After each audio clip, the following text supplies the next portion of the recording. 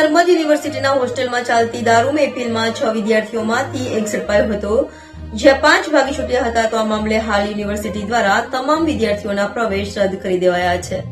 31st Narmad યુનિવર્સિટીના સમરસ boys હોસ્ટેલમાં દારૂકાંડ ઝડપાયું છે, જેમાં 6 વિદ્યાર્થીની મહેફિલ હતી, જેમાં એક વિદ્યાર્થી પકડાયો હતો, જ્યારે 5 ભાગી છૂટ્યા હતા.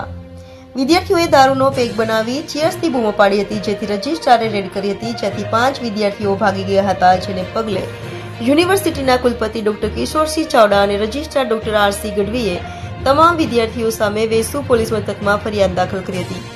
સાથે યુનિવર્સિટી દ્વારા તમામ વિદ્યાર્થીઓના પ્રવેશ પણ રદ કરી દેવાયા હતા. સર, આપનું નામ ડેઝિગ્નેશન? ડૉક્ટર રમેશદાન ગઢવી, કુલ સચિવ વીર નર્મદ દક્ષિણ ગુજરાત વિશ્વવિદ્યાલય સુરત.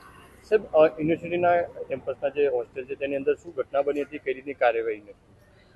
31 ડિસેમ્બર હોવાના લીધે એવા ઇનપુટ ખાનગી રાહે મળી રહ્યા હતા કે કદાચ કોઈ વિદ્યાર્થીઓ આ પ્રકારની ગતિવિધિઓ કરી શકે છે. એટલા માટે અમારી સમગ્ર ટીમ, અમારા સિક્યુરિટી ઓફિસર અને અમારા રેક્ટરશ્રીએ પણ સ્થળ પર તપાસ કરી. હું પણ સ્થળ પર જાતે ગયો હતો અને તપાસ કરતા એક રૂમમાંથી આ પ્રકારે વિદ્યાર્થીઓ આવી ગતિવિધિ કરતા પકડાયેલા હતા અને એની સામે યોગ્ય કાર્યવાહી કરવામાં હાલ ચાલી રહી છે. સાહેબ, શું માહિતી મળી હતી, કઈ રીતની ઘટના સ્થળે મળ્યું હતું? ઘટના સ્થળે જે અમારી એક હોસ્ટેલ છે એ હોસ્ટેલની અંદર વિદ્યાર્થીઓ આ રીતથી કંઈ નોનવેજ અને દારૂની બોટલ વગેરે પકડાઈ હતી અને દારૂની બોટલ વગેરે અમે પોલીસ ફરિયાદ પણ દાખલ કરવામાં આવી છે અને સ્થળ પર ગયા પછી પોલીસ પણ આવી હતી અને પોલીસને પછી હેન્ડઓવર કરવામાં આવેલું છે.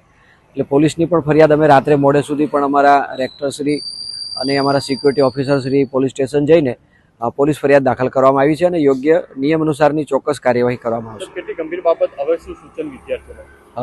ગંભીર બાબત તો ચોક્કસ કહી શકાય. આ તો એક સમાજ જાગૃતિનો પણ વિષય છે, શૈક્ષણિક સંસ્થા છે, આવનારી પેઢી છે, વિદ્યાર્થીઓ આ રાષ્ટ્રનું ભાવિ છે, રાષ્ટ્ર નિર્માણમાં વિદ્યાર્થીઓનું ભૂમિકા છે. એટલે સૌ સાથે મળીને આપણે જાગૃતિ કરીએ, વિદ્યાર્થીઓમાં ડ્રગ્સ, શરાબ વગેરે નહીં હોવું જોઈએ. એના માટેની ચોક્કસ અમે યોગ્ય કાર્યવાહી કરીશું અને સમાજ સાથે મળીને કરશે તો આપણે આ ચોક્કસ આમાં આપણને સફળતા મળશે એવું લાગી રહ્યું છે. જે વિદ્યાર્થીઓ પકડાય છે તેમને સામે કઈ રીતે કાર્યવાહી અત્યારે? જે વિદ્યાર્થીઓ પકડાયેલા છે અને જેની ઓળખ થઈ છે અધિકૃત અમારા રેકર્ડ દફતરે ચકાસણી કરતા, એમના હાલ તુરંત છાત્રાલયના પ્રવેશો તો રદ કરી દીધા છે. ફાઇલો પર હુકમ થઈ ગયા છે કે એમના પ્રવેશો પણ રદ કરવાની ઘટતી કાર્યવાહી કરવામાં આવે અને એની પણ બજવણી હુકમ વગેરે આજકાલમાં થઈ જશે. નિયમ અનુસારની ચોક્કસ કાર્યવાહી કરવામાં આવશે.